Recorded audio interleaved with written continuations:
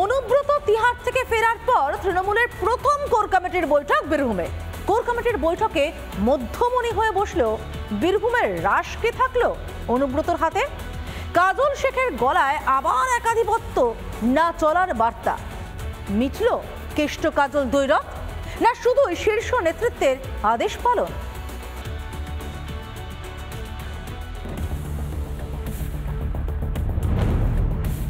দেড় বছর পর পুজোর আগেই তিহার থেকে বাড়ি ফিরেছেন কৃষ্ণ মণ্ডল। তবে বাড়ি ফিরলেও তৃণমূলের বাঘ এখন বেড়াল। সব সভাতেই অনুব্রতর গলায় একতার বার্তা। আমরা সব হানাহানি ভুলে যাব, আমরা সবকিছু ভুলে আমরা সবাইকে নিয়ে চলব। জেলায় ফিরলেও কোর কমিটির সঙ্গে দূরত্বই রেখেছিলেন অনুব্রত মণ্ডল। ঠিক যেমন বীরভূমের জেলা পরিষদের সভাধিপতি কাজল শেখের সঙ্গে এতকাল দূরত্ব রেখে এসেছেন। কোন দল ফাটল যখন চওড়া হচ্ছে ঠিক তখনই দলনেত্রীর কোর কমিটিকে বেশি গুরুত্ব দিলেন। নেত্রীর নির্দেশ মতোই কোর কমিটির বৈঠকে প্রথমবার এক ফ্রেমে দেখা গেল অনুব্রত কাজল শেখকে।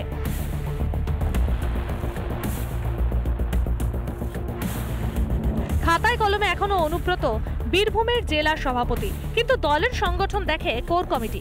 শনিবারও বৈঠক শেষে যেন শীতল সম্পর্ক থেকেই গেল। এখানে কোনো ব্যক্তি বিশেষে কোনো ম্যাটার করে না। কোর কমিটি যে সিদ্ধান্ত নেবে সেই সিদ্ধান্তটাই চূড়ান্ত হবে। এককভাবে একনায়কতান্ত্রিকভাবে কোনো সিদ্ধান্তই কার্যকরী হবে না। আমরা সবাই মিলে একসঙ্গে আলোচনা করেছি। এখানে কোনো ব্যক্তি বিশেষে কোনো ম্যাটার করে না। আমরা 7 জন বসেছিলাম, দলনেত্রী এবং আমাদের যুব অভিষেক বন্দ্যোপাধ্যায়ের নির্দেশে। সিদ্ধান্ত কোর কমিটি যে সিদ্ধান্ত নেবে সেই সিদ্ধান্তটাই চূড়ান্ত হবে। এককভাবে একনায়কতান্ত্রিকভাবে কোনো সিদ্ধান্তই কার্যকরী হবে না। কোর কমিটি 6 সদস্যের ছিল, সেটাকে একটা বাড়িয়ে 7 সদস্যের করা হলো।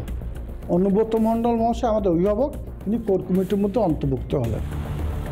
যদিও শব্দান্ত ভুলে একযোগে কাজ করার সুরই শোনা গেল কোর কমিটির আহ্বায়ক বিকাশ রায়চৌধুরী ও সদস্য অভিজিৎ সিনহার গলায়।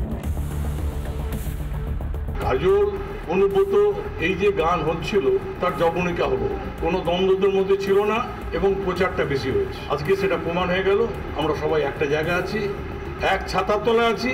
দলনেত্রী মমতা বন্দ্যোপাধ্যায় যে কোর কমিটি তৈরি করে দিয়েছেন সেই কোর কমিটি আগামী দিনে কাজ করবে জেলা সভাপতিকে সঙ্গে নিয়ে। এটাই উপর থেকে নির্দেশ এবং সেই মতোই।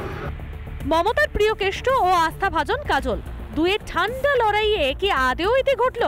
কোর কমিটির বৈঠকের পর অনুব্রতকে কোন ভূমিকায় দেখা যায় সেদিকেই তাকিয়ে লাল মাটির দেশ। বীরভূম থেকে মনোরঞ্জন চ্যাটার্জির রিপোর্ট, রিপাবলিক বাংলা। ট্যাবে আরো জালিয়াতি। দক্ষিণ দিনাজপুর, উত্তর দিনাজপুর, নদিয়া, পুরুলিয়া থেকে আরামবাগ একাধিক স্কুলে নতুন করে প্রতারণার অভিযোগ। ট্যাবের টাকা অ্যাকাউন্টে ঢুকে নিয়ে একাধিক স্কুলের বহু পড়ুয়ার। থানায় দায়ের হচ্ছে একের পর এক অভিযোগ। আরো ছড়াচ্ছে ট্যাব কেলেঙ্কারির জাল। এবার নদিয়ার আরো 2 স্কুলে জালিয়াতির শিকার 27 জন পড়ুয়া। কালীগঞ্জের বসরখোলা হাই স্কুলের 20 জন পড়ুয়ার টাকা ঢুকেছে অন্য অ্যাকাউন্টে। অন্যদিকে চাপড়ার রানাবন্ধ সেন্ট মারিজ হাই স্কুলের 7 জন পড়ুয়ার টাকা অন্য অ্যাকাউন্টে জমা পড়েছে। ইতিমধ্যেই 2 স্কুলের পক্ষ থেকে থানায় অভিযোগ দায়ের করা হয়েছে। ঘটনা তদন্ত শুরু করেছে পুলিশ। আমাদের স্কুলে 20 জন ট্যাবের টাকা পায়। নোট করা অ্যাকাউন্ট নম্বর আমরা যখন ফাইনালি সাবমিট করি, তো সেই অ্যাকাউন্ট নম্বরগুলো অন্য অ্যাকাউন্ট নম্বরে ট্রান্সফার হয়ে গেছে। তো সেজন্য ওদের টাকাটা ওরা পায়নি। 7 জনের অ্যাকাউন্টে কোনো টাকা যায়নি বা ঢোকেনি। এটা সারা রাজ্যব্যাপী যে জালিয়াতি হয়েছে তারই একটা মনে হচ্ছে তারাও সেই জালিয়াতির শিকার। গোয়ালপুকুর 1 নম্বর ব্লকের কিচকতলা হাই স্কুলের 13 জন পড়ুয়ার ট্যাবের টাকা গায়েব। তড়িঘড়ি ইসলামপুর সাইবার ক্রাইম থানায় অভিযোগ দায়ের করেছেন স্কুলের প্রধান শিক্ষক। ঘটনা তদন্ত শুরু করেছে পুলিশ। 13 জনের টাকা ঢোকেনি, আর সবার টাকা ঢুকেছে। ফ্রড হয়েছে 13 জনের টাকা। সাইবার ক্রাইম অফিসে কমপ্লেন করি এবং বিভিন্ন ব্যাংকে, যেসব ব্যাংকে আমার টাকা ফ্রড হয়েছে 13 জন স্টুডেন্টের, সেই সব ব্যাংকে আমি কমপ্লেন করি। পুরুলিয়ার চেলিয়াম বিজুলি প্রভা উচ্চ মাধ্যমিক বিদ্যালয়ে উঠল একই অভিযোগ। 6 জন পড়ুয়ার টাকা চলে গিয়েছে অন্য জেলায়। ডিস্টার্ব হয়েছে সেগুলো কিন্তু সবকটাই কিন্তু উত্তর দিনাজপুরে। প্রথম ডিআইবিসে আমরা বিষয়টাকে জানাই এবং ওনাদের পরামর্শ মতো আমরা সাইবার সেলও দেন দেওয়ার আমরা একটা অভিযোগ করি। আরামবাগেও ট্যাব কেলেঙ্কারি। বাঘারবাট উচ্চ বিদ্যালয়ে 5 জন পড়ুয়ার ব্যাংক ডিটেলস বদল হয়েছে। তখন আপলোড করার পর মানে তার আগে আমরা বারবার ওগুলোকে চেক করিয়ে আপলোড করেছি, কিন্তু আপলোড করার পরে নাকি তাদের অ্যাকাউন্টগুলো চেঞ্জ হয়ে গেছে, তাদের বেনিফিশিয়ারি রং বেনিফিশিয়ারি হয়েছে, তাদের টাকা অ্যাকাউন্টে ঢোকেনি। দক্ষিণ দিনাজপুরেও ট্যাবের টাকা না মেলার অভিযোগ। আরসিএ মাগুরপুর উচ্চ বিদ্যালয়ের 6 পড়ুয়ার টাকা বেহাত হয়েছে। সাইবার ক্রাইম থানায় লিখিত অভিযোগ স্কুল কর্তৃপক্ষের। রিপাবলিক বাংলা।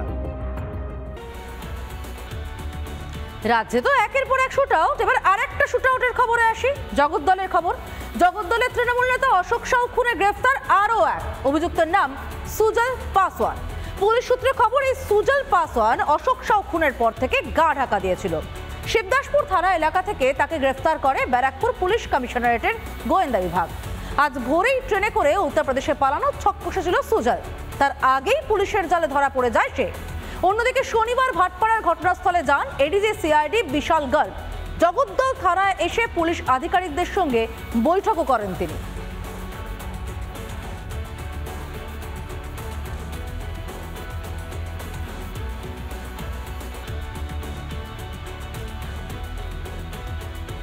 জল পেতেও এবার কাটমানি চাওয়ার অভিযোগ।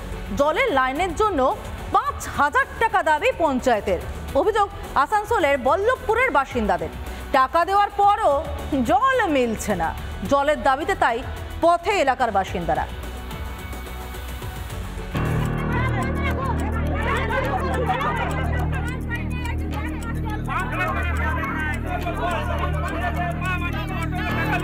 আমি এই মুহূর্তে যেখানে দাঁড়িয়ে আছি রানীগঞ্জের বল্লভপুর গ্রাম পঞ্চায়েতের একেবারেই বল্লভপুর এলাকা। এটি এলাকায় চলছে তীব্র পানীয় জলের সংকট, আর তার জন্যই এলাকার মানুষ, মহিলা থেকে শুরু করে তারা কিন্তু পানীয় জলের দাবিতে রাস্তায় নেমেছেন।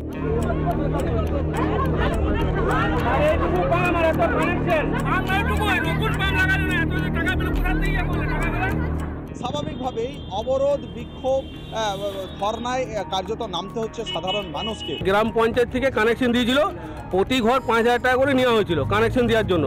তো স্যার কিছুদিন ধরে দুর্গাপুজোর পর থেকে টোটাল 1 ঘন্টা জল আসছে, কেউ পাচ্ছে কেউ পাচ্ছে না। জল কি করে পাবে? দীর্ঘদিন থেকে তারা কিন্তু এই পানীয় জলের সংকটে ভুগছেন। বারবার স্থানীয় যে প্রশাসন, পঞ্চায়েতকে জানিয়েও তাদের কোনো লাভ হয়নি, এবং কার্যত পানীয় জল যাতে তাদের বিভিন্ন এলাকায় আসে এবং বাড়িতে বাড়িতে পানীয় জলের সংযোগ পৌঁছে যায়, তার জন্যও কিন্তু টাকা দিয়েছেন, এমনটাই দাবি করছেন বিক্ষোভকারীরা। আমাদের আই সাহেব বললেন যে ইতিমধ্যে আমাদের প্রচুর হারে লেবার পাঠাচ্ছি, পাম্প হাউসগুলো সারবার জন্য চেষ্টা করছি, 2-3 দিনের মধ্যে আমাদের জলের স্বাভাবিক হয়ে যাবে। যে অপারেটররা ভালোভাবে ডিউটি করছে না, আমি গ্রামবাসী নিয়ে এবং পঞ্চায়েতের উপপ্রধান হিসেবে যেছি যে সময় মতন অপারেটরগুলো ডিউটি করুক। পশ্চিমবঙ্গে সরকার চলছে এবং একটা প্রশাসন চলছে যেখানে মানুষের সাধারণ দাবি দাবা, যেটা পানীয় জল, যেটা দৈনন্দিন জীবনে কাজে লাগে, সেই পানীয় জলের সমস্যা এই প্রশাসন, এই সরকার মেটাতে পারছে না।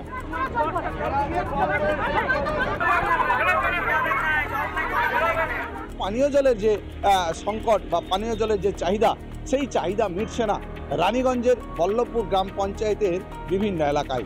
আসানসোল থেকে ব্রজ ব্যানার্জি, রিপাবলিক বাংলা। নানা ধরনের কন্টেন্ট দেখার জন্য লাইক করুন, শেয়ার করুন আমাদের ফেসবুক পেজ, সাবস্ক্রাইব করুন আমাদের ইউটিউব চ্যানেল। পাশাপাশি অন্যান্য ব্রেকিং নিউজের জন্য অবশ্যই চোখ রাখুন রিপাবলিক বাংলায়।